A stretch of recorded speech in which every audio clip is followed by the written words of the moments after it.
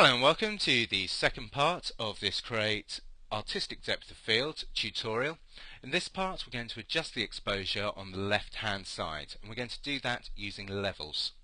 So the first thing to do is to select the area, and we're going to do that using the polygonal lasso tool.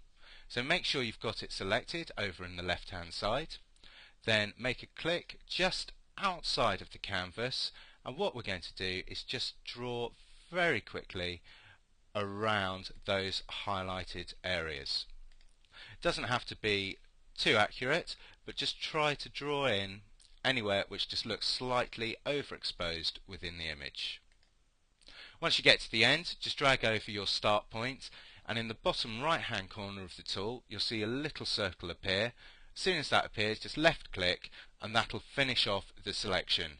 And you know the selection's finished when you see the line go from solid to the running ants. With that done, we're now going to refine the edge. So just click Refine Edge in the options at the top of the screen. That'll bring up the Refine Edge dialog. If yours doesn't go red, showing the mask of the areas which are outside of the selection, there's two options down at the bottom of the screen: Standard and Mask Overlay. So just choose the Custom Overlay. Click that, and then you can see the areas that you're actually excluding from the selection. Now what we want to do is just to refine the edge, so we need to smooth and feather it just slightly, and that'll mean the transition between the selected area and the non-selected area will be smoother when we make our levels adjustment. So we've chosen 5 for smooth, and that just smooths the edges of the selection. So if you've got any real right angles or sharp edges, that'll just smooth them out by 5 pixels. Feather, we've chosen 5, and that just smooths the transition so you don't get absolutely dead defined lines. And contract and expand, we've left at 0%. So with that done, we just click OK.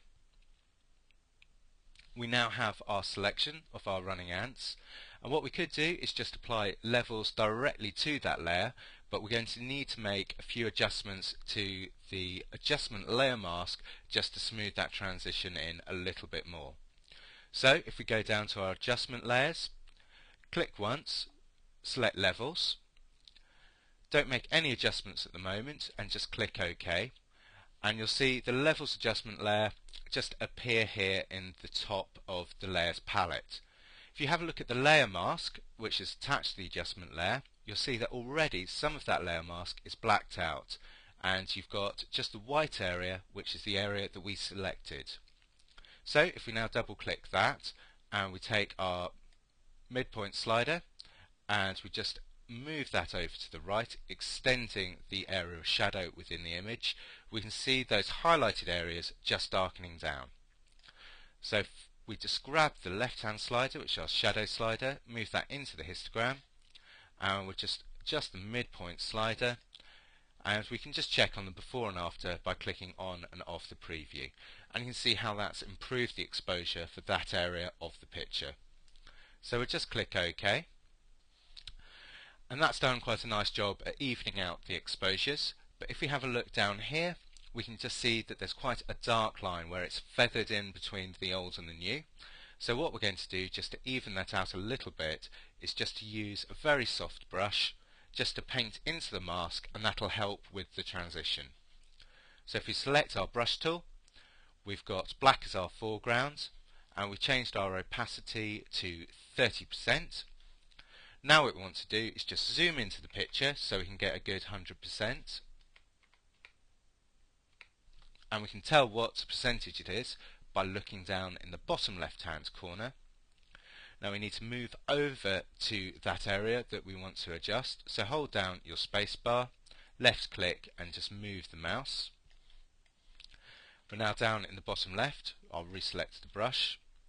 I've got quite a small brush size, and now all I do is just very carefully just start to paint over that black line, and you can see it disappearing and smooth the transition in between the new and the old. Okay, this will take a few moments just to finish off, so I'll see you in the next part where we'll actually start to clone out a few of the signs around the high street as well, just to neaten things up a little bit.